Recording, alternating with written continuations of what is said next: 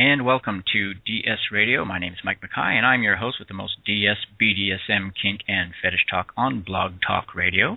This show is all about domination and submission, and if you want to call in with your thoughts, your questions, or your rants, then by all means do so. The number is 347-857-1862. Again, 347-857-1862. We welcome your calls and your opinions on whatever we're talking about.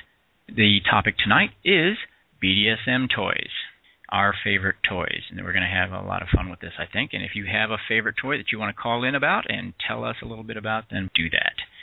We do have a couple of different ways that you can interact with us other than calling in. If you're a little shy about doing that, we do have a chat room at Blog Talk Radio. If you're listening to us live, just scroll to the bottom of your screen. You should see the chat room right there. And all you got to do is be logged in with your free account at Blog Talk Radio in order to have a voice or the ability to speak in the chat room. We also have a website. I would recommend that you check it out. It's at www.domination-submission.com. Again, domination-submission.com. Check out our links there to social media like Twitter, Facebook, and all the other ways that you can contact us. I also have in my virtual studio my co-host, L.B. Shaw. L.B. Shaw is the author of the Trust in Me series of erotic fiction, and she's about to release another novel called Becoming Stone, and she is just a joy to talk to anytime she's with us. How you doing, LB? I'm doing great. I hope you are too. I'm, you know me. I muddle through one way or the other. Yeah. So now we. Well, you muddle well. I'm an expert muddler. Definitely. We also have in the studio with us a friend of mine, Little Red, who is a diehard masochist and all-around impact play enthusiast. How you doing, Little Red? I am absolutely fan-freaking-tastic. Well, you always are. So you're excited about this topic tonight, aren't you, Red? Oh, this is one of my more fun topics because there is such a variety you can go through. So there is like no end to this. Yeah, and now LB, you were telling me that you were a little kind of uncertain about this topic. Tell the audience why. Probably just because I don't have a whole lot of toys, but my favorite, if we're going to discuss my favorite toy, it would probably be a hand. So I don't know. Bare hand. Now we also bare hand. There you go. We're also missing one of our other regulars tonight, and that's Lolita Sin, who's a professional fetish model and who likes to join us from time to time and offer her expert opinion on these things. And we're hoping that she'll be able to join us again next week or the next episode. But this is just so that we don't forget her. Lolly, get your energy here. Lolly, got some energy here. That's just to let her know that she's being missed here. She is. So we are going to talk about toys, and we're going to, as usual, I'm going to set some ground rules here so you ladies don't go hog wild on this topic, because I know how much you like to go hog wild on topics. We are going to break it. That's not fair. We're going to break it down, and first quarter of the show, we are going to talk about bondage toys. All right, so we're going to talk about toys that you would use in bondage for the first quarter of the show. In the second quarter of the show, we're going to talk about impact play. This is Red's favorite. Well, it's actually LB's favorite too, but LB just likes it without the toys. But we'll talk about impact play in the second quarter, and then after the bottom of the hour, we'll go on to sensation play. And then in the last quarter of the show, we're going to talk about exotic toys. And the reason I want to do this in this fashion is there are a lot of toys in the lifestyle that are kind of out of the financial reach of a lot of people. It's no secret that some of these toys can be really, really expensive. And so we're not going to spend a whole lot of time talking about toys that 90% of us probably can't even afford at this particular point in time. So what we're going to do is we're going to save that for the last part of the show so that you can kind of wet your chops. Is that the phrase, wet your chops, on some more common toys that you are more likely to come into contact with and play with, and then we'll wrap things up with some really interesting, exotic, and probably expensive toys. So, sound good to you, ladies? Sounds great. All right. So we're going to go straight into the bondage toys. And what I'm going to do is I'm just going to toss them out one at a time and get you some ideas or any thoughts that you might have on these. And again, if you're listening to us live right now, by all means, call in, give us your opinion of some of your favorite toys. Again, we're going to be talking about bondage toys to begin with, but then we'll move on to impact play, sensation play, sex toys, and exotic toys. If you want to call in with your opinion, the number's 347-857-1862. So we're talking bondage, and I guess the first thing most people think of when they think about BDSM is whips and chain. So since whips is going to be a little bit later on, let's talk about chain first of all. Do either of you have any real experience with chains in bondage play? Let's start with Red. Not chains per se, not in the typical fashion sense that people think of chains, you know, like the heavy truck chains or dog chains, things like that. Leash, yes. I guess that's a kind of chain, but not in being, you know, tied down or suspended from or anything like that. How about you, LB? I have no experience with chains in a BDSM sense, really. Okay, now let's break that down a little bit because we'll just talk about this for a moment. It's interesting, isn't it, that one of the things that people most associate with BDSM, whips and chains, are two of the least common types of BDSM toys that you actually see in the lifestyle, which is kind of, I find that very ironic personally. But it's kind of an icon. It is. I think the whips and chains are more of an icon for some reason. Yeah, I just like the sound of it personally. Makes a good song. There are a lot of pros and cons to using chain in your bondage. Obviously, the pros would be that it's very, very strong. You don't have to worry about it stretching or breaking on you for the most part. But, you know, one of the real drawbacks to using chain is that you can't just, you know, on a whim cut it to the right size for something that you need. It's cold. Most people don't really think about that, but it's really cold on your body. It is also very heavy. It is hard to store. It gets rusty. I don't know if you've ever stored chains before, but it gets rusty very quickly, so you've got to really take care of it and maintain it and oil it. You got to spray a little WD-40 on it or something, keep it nice and shiny and rust-free. So, I mean, there's a lot of downsides to using chain. That's one of the reasons you don't see a lot of chain being used in the lifestyle. Imagine having to carry 40 or 50 pounds of chains to your next play party. It gets a little tedious, I think. So that would be hard. Yeah, it is.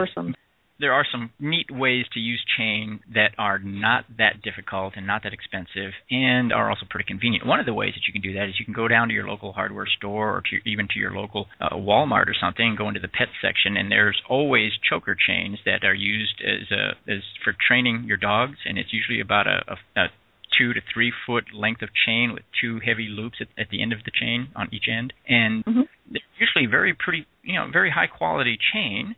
I mean, those big loops are perfect for attaching snap links or other equipment, or even integrating into your rope play or something like that. So, if you want just a 2 or 3 foot length of chain that looks nice and is inexpensive and is fairly heavy duty and will hold a fair amount of weight, those little lengths of chain are only a couple bucks each, and honestly, you know, they're not indistinguishable from any other short length of chain. No one immediately looks at that and says, "Oh, that's a pet chain or something." So they come in really handy. So that's one way you can do it and not have to spend a lot of money and not have to go through a lot of inconvenience for it. Most people use rope. What do you think? Are you a big rope fan, Red? I guess you could say yes.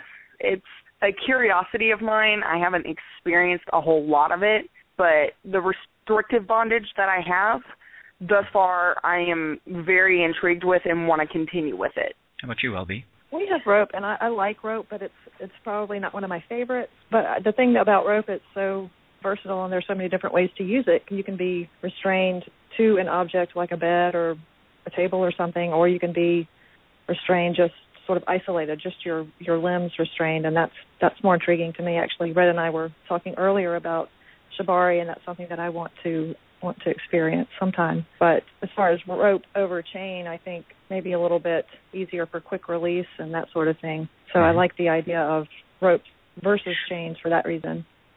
I do too. I'm kind of a big fan of rope. I'm by no means an expert, shibari or kinbaku, which is the sexy side of shibari. I'm not an expert by any means. I love rope, but you can see a lot of different ways that things can go wrong with rope if you really don't know what you're doing. And I would always recommend that anybody who is interested in some rope play, and particularly if they're just getting interested in it, one of the very first things I would tell them is go take a little class on knot tying. Knowing how to tie a good knot makes all the difference in the world. It doesn't even have to be a shibari class or kinbaku class or something like that. You can go down and sit in with your local Boy Scout troop while they're tying knots, or pick up a little book on it, a handbook on it at the hardware store or something, because a knot that slips isn't a knot at all, and it can be very, very dangerous because you may think that you are tying a cuff around somebody's wrist or ankle or even, God forbid, their neck. It slips and becomes a noose, for example, and can actually kill somebody if you don't have the knot tying skills that are necessary to tie a good knot that stays where it's supposed to stay. So that's the first thing I would tell people. The other thing I would say is get quality rope. Don't be using, $2.29 clothesline rope that stretches and breaks and those sorts of things. And the other thing is, you got to realize that a single strand of rope can cause a lot of damage. It can cut into the skin. It can cut off circulation. It can cut off somebody's breathing. It can cause what we call postural asphyxiation. In other words, you can tie somebody up into a position where you're not cutting off their breathing specifically, but just the position makes it so hard for them to breathe that they actually suffocate just from being, tied in that weird position. So you got to really be careful about these things. I see lots of pictures. People share photographs with me a lot that show bondage, and I look at this and I go, oh my gosh, I can't believe that, a single strand of rope around somebody's legs and they're almost suspended by that. And you're thinking to yourself, you're lucky you still have your legs, So well, your limbs can even fall asleep. I mean, that's happened to me. Just being not necessarily from the rope, but just positional type stuff happening when your arms or your legs are restrained in a certain position. You can quickly lose circulation, even if the rope is not necessarily tight. So that's something to consider too. Yeah, absolutely. We've talked about chain, we've talked about rope, and how about bondage tape? Have you seen the bondage tape that's become really popular these last few years, Red? Yes, and it's actually more comfortable than you would think because you can readjust it and reapply it. As long as you take care of it, you can use it a few times because it's not designed to actually stick to your skin like tape does, like duct tape or packing tape. It's designed to stick to itself. Right. And have you ever used it, LB? If you're talking about the kind of stuff that it just sticks to itself, we in the veterinary field, we call it vet wrap. I guess it's like bandage material that medical professions might use to wrap around sprain, that sort of thing. And I used to play with that stuff at work all the time. I was constantly, not in a BDSM way, but I do know what you're talking about. What's interesting about that, and I'm glad you brought that up, LB, because we're probably going to hit this point again and again as we go through tonight's show talking about BDSM toys, bondage toys, impact toys, and things like that, is that so many of the things that we use in this lifestyle have been recycled from other areas, from other functions. And bondage tape is one of those things, because bondage tape was actually developed by 3M as vet wrap, exactly what you're saying. It's used by veterinarians to bind the wounds of a dog or a cat, and it doesn't stick to the fur. It only sticks to itself. And some kinky Einstein out there said, hey, this could be used for lots of other interesting purposes.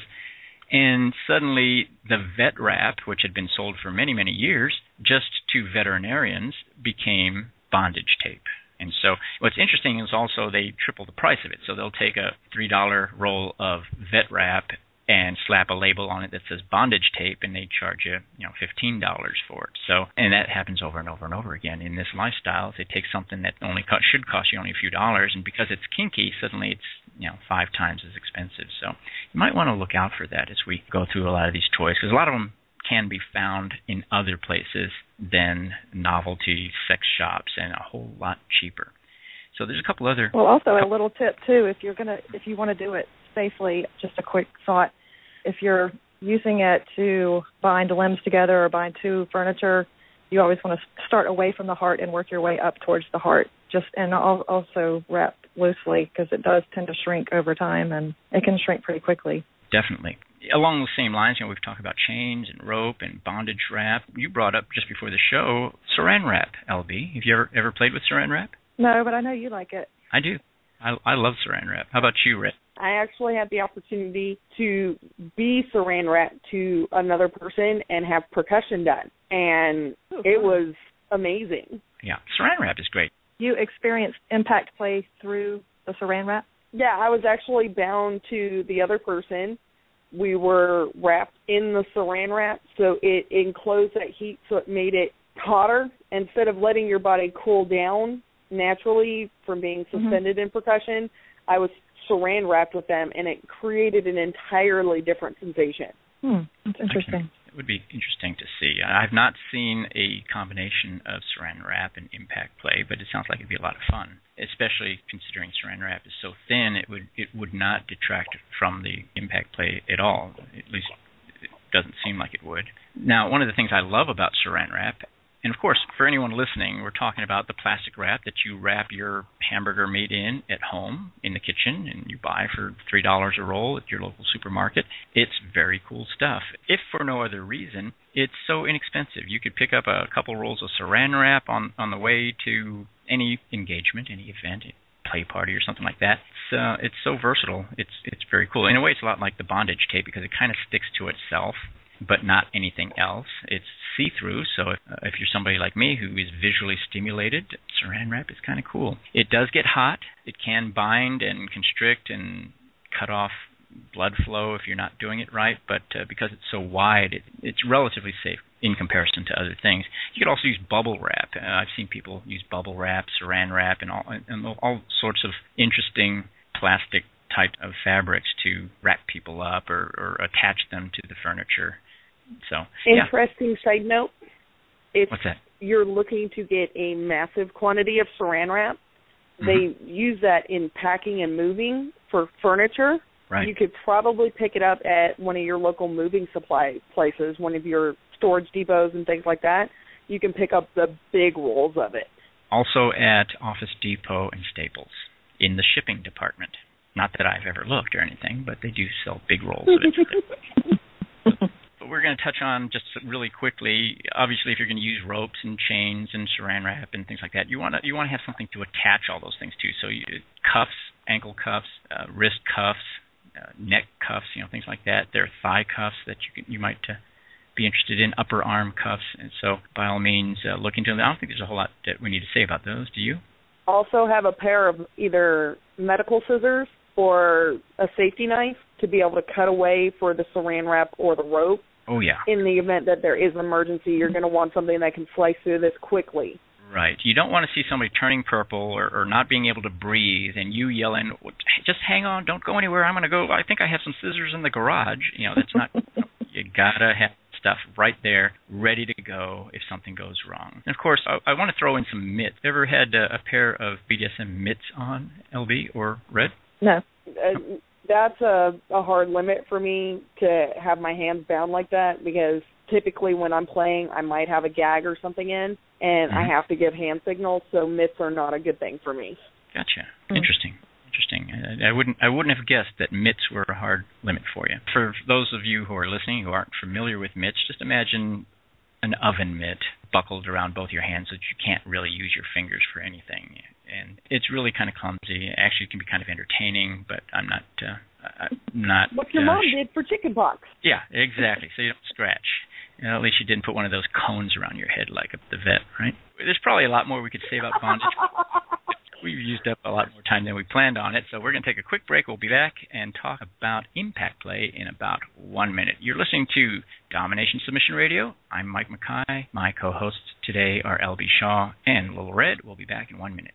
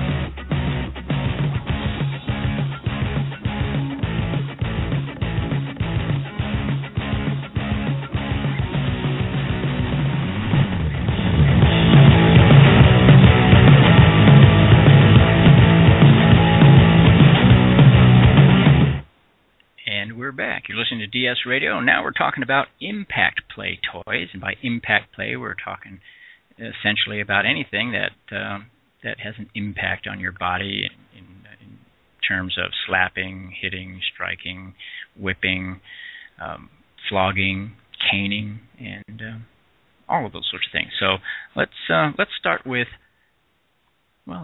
the one that most people think about. Since we started with chain in bondage and whips and chains, let's talk about whips right off the bat. And how many times you've been whipped there, Red? Depends on what whip you're talking about. Because if you're talking bullwhip, I've never experienced that particular one. Although I know there's several people that, can do it. The single tail whips, the dragon's tails, double dragon tails, I've been popped with those a few times. Mm-hmm. Yeah. And those are an interesting sting. Yes, it is. How about you, LB? Ever had any experience with a whip? And I need to turn her microphone on, don't I? Are you there, LB? Here you go. I thought that my microphone was on. Oh, it was on. I've never been whipped. Never. Neither have I. Hey, so we have that in common. Whips are an interesting aspect, an interesting toy in the lifestyle. They tend to be a lot rarer than people think. Again, people think whips and chains, and you see very few whips and you see very little chain in the lifestyle. And one of the reasons you don't see as many whips in the lifestyle is because, one, they are difficult to use, they're difficult to learn. They require a lot of room to practice. It's not exactly something that you can practice in your living room unless you don't value any of the things in your living room, because it's going to be all over the place. And it's really easy to get hurt, even yourself. Most people, when they're learning to use a single tail whip or a bull whip or any kind of standard whip, usually end up hurting themselves quite often while they're learning how to do this. And that's because, obviously, determining where that whip goes is what it's all about, and it doesn't always go where you want it to. Most people recommend that if you're going to learn how to use a bull whip or any single tail whip, that you wear heavy clothing and a hat and maybe even protective eyewear, some goggles or something, because something like that strikes you in the face, and particularly in the eyes, you can be in a world of hurt. And never, ever, ever practice on another person until you have that accuracy thing down pat. So that's the advice that I would give just about anybody if they're thinking about playing with a whip. But let's move on to crops, riding crops. What do you think about riding crops, Red? Ew, no, going in the opposite direction. LB? That is so not my thing. LB, what do you think? Red doesn't like the stingy. I've never experienced a crop either, but I bet I would like it because I like the cane. I like the bite. I like for my skin to pucker and crawl, so I'm sure I would enjoy it. I think my skin just puckered and crawled hearing you say that.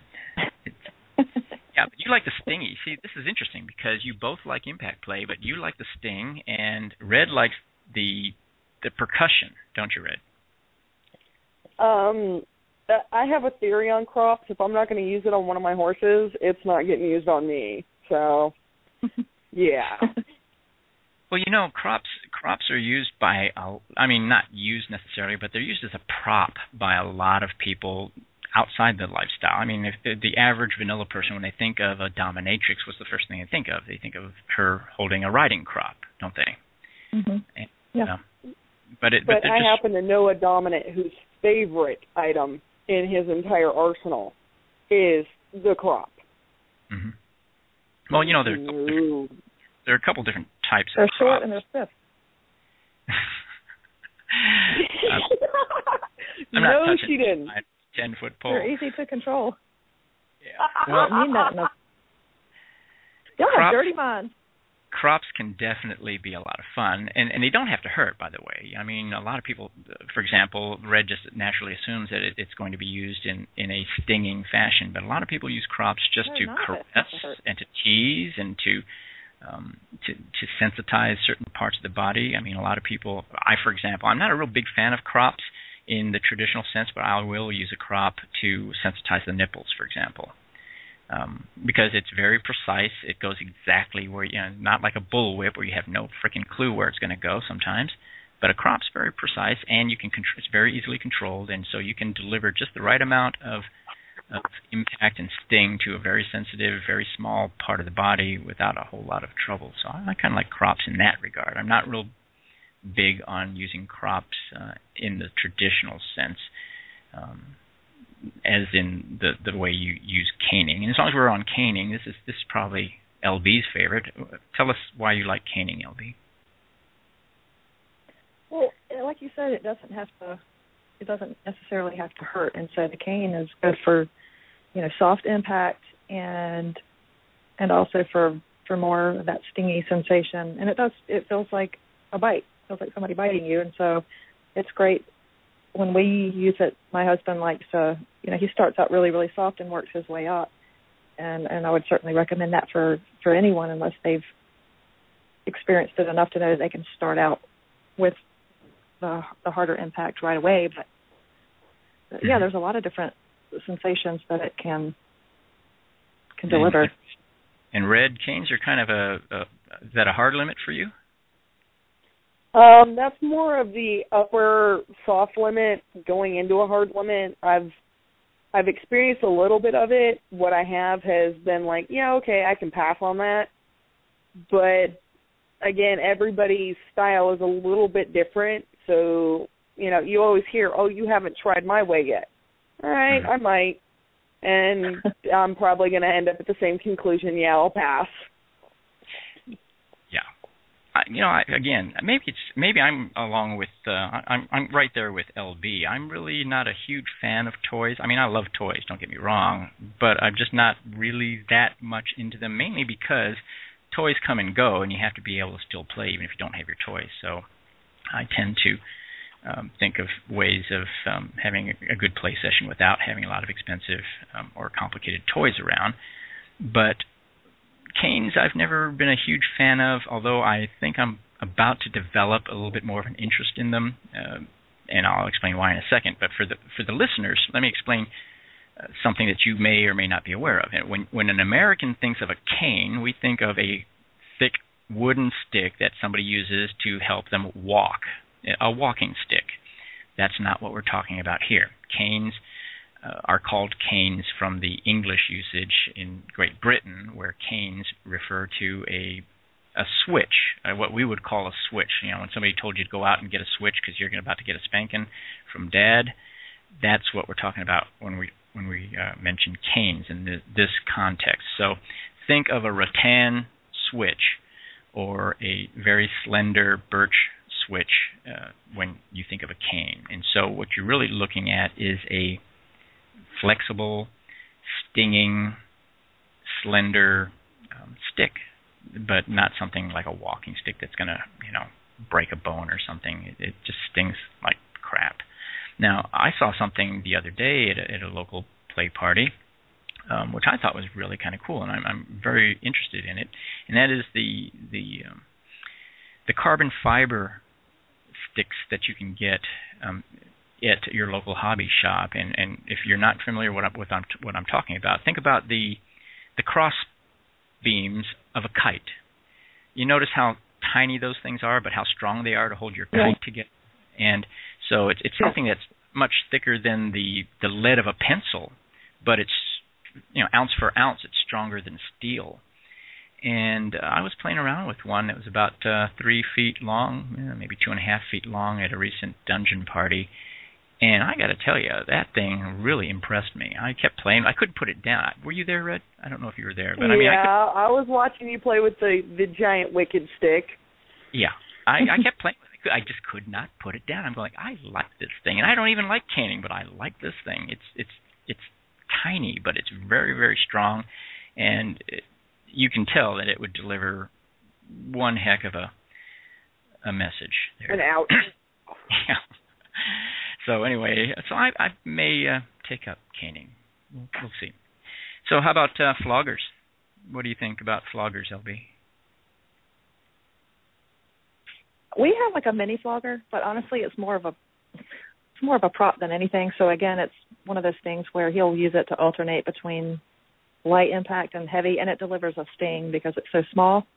But one of my favorite part of all of this is, and I am a masochist, so I enjoy the pain and everything, but I like not knowing when it's coming, because he'll alternate between, a soft tickle or a stroke, and then he'll whack me, and I don't know when it's coming. And that's, again, it's the whole mental part of it that really gets me. Well, floggers are really versatile that way. I mean, people can use a flogger to caress you and to tease you and to tickle you, and then they can turn it around. And the very same device can be used to just really drive home a painful message. So, yeah, it's very versatile, and no one should assume that a flogger has to hurt. Now, you like floggers, don't you, Red? Right. I absolutely adore them. Yeah. And you just recently purchased one or two, didn't you? We had a suede flogger already, and at that same dungeon party, purchased a deerskin flogger, which, oh my God, for being a light flogger, holy cow, that thing is fabulous. Again, for our listeners who have never been around a flogger or never been flogged, a flogger doesn't have to hurt at all. In fact, a lot of floggers are very thuddy. It's almost like getting an impact massage rather than anything that hurts. And I've literally seen people fall asleep while being flogged. It can feel that good to some people. So don't just naturally assume that a flogger, which is kind of a cat o' nine tails, or a whip with many strips of leather or other materials, and we call those strips falls. So the number of falls and the material that they are made out of makes all the difference in the world. But a flogger can be a lot of fun. It can be a lot of fun, and it can be very enjoyable, not necessarily painful, but it can be made painful if the situation warrants it. So let's little fun facts. And before we move on to our break, let's talk about evil sticks. And I don't know if LB has any experience with an evil stick, but I know that Red does. Tell the audience is Red. An evil stick or a wicked stick is the same carbon fiber that you were talking about playing with at the dungeon party on a much smaller scale. It can go all the way from, 3 inches to 6 to 12 inches. It's very thin, very narrow, and very much has an, oh my God, ow bite. It can have small beads on there. It can have hearts on there. It can be just a standard stick. There is so many things you can do to this thing that just makes it truly, truly insanely evil. Now, to describe this for the listening audience, particularly anyone who's never seen one, we're talking about a little stick that's about 15 or 16 inches long normally, anywhere from 10 to 18 normally, but about 15 or 16 on average. It's about as wide as a pencil lead. So, I mean, it's tiny. To look at it, you think, well, that's nothing. That's, it's a pencil lead. Somebody pulled a lead out of a mechanical pencil or something. It's that tiny. It's that slender. But it's got, again, ounce for ounce, it's stronger than steel. And so it's got this spring to it that could only be described as something like the spring of a mouse trap. And so when you bend that son of a gun back and let go and let it strike the skin, it's just like letting a mouse trap close on your fingers. It hurts like the dickens. And I am wincing just having you talk about it. Yep, and it leaves a mark. It leaves a mark. You know that old saying, oh, that's going to leave a mark? Yes, that's the whole idea with an evil stick. They put That's little wincing, and I'm smiling. Yeah, keep smiling. I'll buy yours one, and I will have it shipped to you, and we'll see who's smiling then. No. I'll probably still be smiling. LB's going to fly out for a demonstration. I will say this. There you go. That's a good idea. We were at an event a few months ago, and they had, of course, all this stuff. There were vendors and everything, but somebody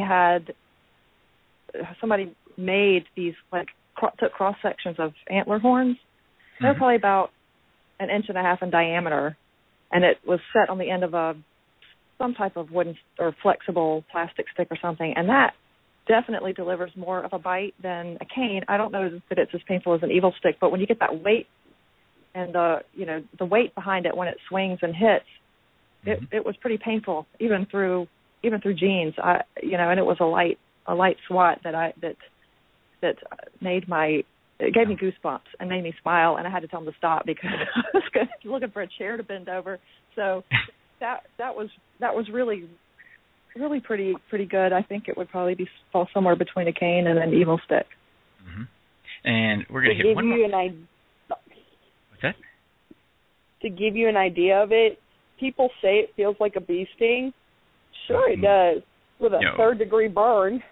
If the bee is 6 feet tall and has a stinger about the size of a turkey baster. Let's talk about slappers. Now, these are called lots of different things. Most of the time I call them pig slappers because that's exactly what they are. This is one of those things that has lots of uses outside the lifestyle and has been adopted by the lifestyle people in the lifestyle. They were used by farmers and ranchers to move livestock by slapping their hindquarters to get them to move. And they can be purchased in almost any livestock feed and tack store, ranch supply store, farm supply store for just a few dollars. They're really, really neat because what they are is basically just a short length of very stiff leather, sometimes with or without a handle, but they can be used to deliver one heck of a slap to whatever you want to slap. Don't they, Red? I would thoroughly agree with that because I got, 30 or 40 in the span of 2 minutes? Something like that. Red is referring to a little demonstration scene I did several weeks ago where I just was looking to try out a pig slapper that somebody had brought to an event, and Red just happened to be, available to be my impact play bunny there. So they can really, really deliver some sting, and they can be overused definitely too. But they're very, very effective. I like them a lot. One of my favorite impact play toys. So we're going to take another quick break here, and when we get back, we're going to talk about sensation play and sex toys. So you're listening to Domination Submission Radio. My name is Mike Mackay. My co-host today, LB Shaw, Little Red. We'll be back in 2 minutes.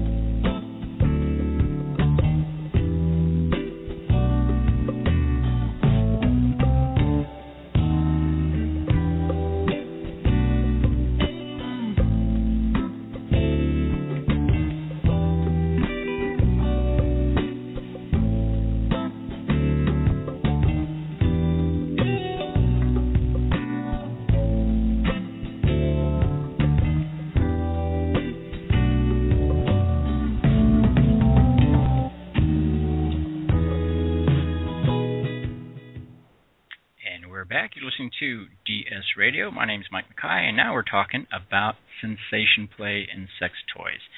So give me a good definition of sensation play there, LB. Anything that's designed to stimulate sensation, such as touch or even smells, heighten the senses, that sort of thing. Or not necessarily heighten, but maybe heighten senses by blocking out certain senses like blindfold where you can't see, so it's eliminating one of your senses and heightens the other senses as a result. Sure. Sensory deprivation, I guess is what we would call that. You enjoy sensation play, Red? I am a huge kinkster on sensory deprivation, temperature play, electro play. Yeah. Mm-hmm. So that would be it. A big yeah. Yep. Now, I probably should respond to something I just saw in in one of the chat rooms, and that is, I don't want anyone to get that false impression that Red is my regular play partner or anything like that. Red is a very good friend of mine. She has a dominant who is also a good friend of mine. We just happen to be in the same area of the country, and so we run into each other at social events and play parties and things like that. And Red is a big fan of certain types of play, so when anyone brings up the idea of a flogging or a cupping or a spanking or those sorts of things, Red is usually right at the front of the line, aren't you, Red? Yeah, my hand shoots up first. I'm teacher's pet. So, and again, you know what? If people want to. Yeah. I'm trying to say, but again, we have to remember that the audience is very heavily weighted towards people who've never been to a play party, never been to any sort of a BDSM event, so they really can't imagine what it must be like. And so, I guess the best way I would explain that is, what we do normally at a play party is like what vanilla people do at a dance. Just because you danced with somebody doesn't mean you necessarily went home with them that night. And at play parties, you will see scenes that are just that, and so I just want to make that clear to some folks out there. It doesn't help that I'm an exhibitionist anyway, so it doesn't really bother me one way or the other to jump up and say, "Hey, I'll do it." Yep, exactly. So now we're going to talk about sensation play or sensory deprivation play, and we're going to toss sex toys in there too. Let's talk first about hot wax. Hot wax. What do you? Is this something that you are interested in, LB? I have done wax play before, but to be honest, we used regular scented candles, and I know that you have to be careful with that because the wax melts at different wax melts at different temperatures depending on what they're made of. So It probably wasn't the safest thing to do. But yeah, we used to use it for my ex and I used to use it somewhat regularly, and of course we set a pillow on fire, so you should remember to keep your candles away from flammable objects. There you go. It's now, fun, though. for our listeners, we probably should point out that the tapered candles that you would normally have at the centerpiece of your dining room table are the absolute worst candles that you can use for hot wax play. All right, they are a hard form of wax that melts at a very high temperature, and so when that wax hits your skin, it can produce some pretty nasty burns. So don't use the candles from the dining room table for your wax play. You want to go with pedestal candles or candles that are in jars and things like that, where they are using a softer, lower temperature paraffin wax. Again, you don't want to use beeswax either. It melts at a very high temperature. Paraffin melts at a lower temperature. So, and most of the types of wax that are used in hot wax play have additives in the wax to make it softer and make it melt faster. And so you just want to seek those types of wax out. How about you, Red? You enjoy wax play? I definitely do. I was going to say you can go to pretty much any of your hobby stores and get the blocks of paraffin wax. Mm-hmm. They're really not that expensive. A pot of boiling water, some baker's bags, and you chunk the paraffin wax up, and you can make your own candles at home cut the wicks to your size, and put them into whatever candle holder you want to put them in, and it makes for a much safer candle. Much lower temperature burning, so you're not running that risk of second and third degree burns with some of your other candles. And then the scented candles can have additives in them that you might not realize you have a reaction to, and then all of a sudden you're breaking out in hives, or God forbid anaphylaxis sets in and you can't breathe because you didn't realize you were allergic to it. Right. And again, if you're going to make your own candles, obviously you have to be very careful, because guess what? Wax burns. Go figure, right? And so having a pot full of molten wax catch on fire can be very, very dangerous, and particularly since when it catches on fire, people tend to drop it, and then it catches everything else on fire. So like LB was saying, you're going to set your sofa on fire or something. But if you're going to make your own candles, you can put things into it. Our friends tend to put fluorescent dyes into it, so that your wax play also becomes very artistic and glows in the dark under black light. They put multiple wicks in there, so it melts the wax faster. So one candle might have 2 wicks instead of just one. So I mean, lots of little tricks that you can learn, and the best thing is to kind of get together with some friends who might have some experience with it and compare notes. So let's talk about blindfolds, since this is probably something a lot of people are going to try, blindfolds. Do you like them, LB? I do. I like to not know what's coming. So that's particularly what I like about them. I guess that's what the whole point is. I'm really a big fan of blindfolds, and for that exact reason, the psychological effect more than anything. How about you, Red? I am a huge fan of the sensory deprivation, whether it be an impact or sensory. It's a wonderful thing. Mm-hmm. Yeah, blindfolds are a lot of fun. And here's something that a lot of people don't even think about. They think, I'm going to put a blindfold on this person, and it's going to make things really interesting. But it allows you to build a scenario in their head that isn't contradicted by what they see.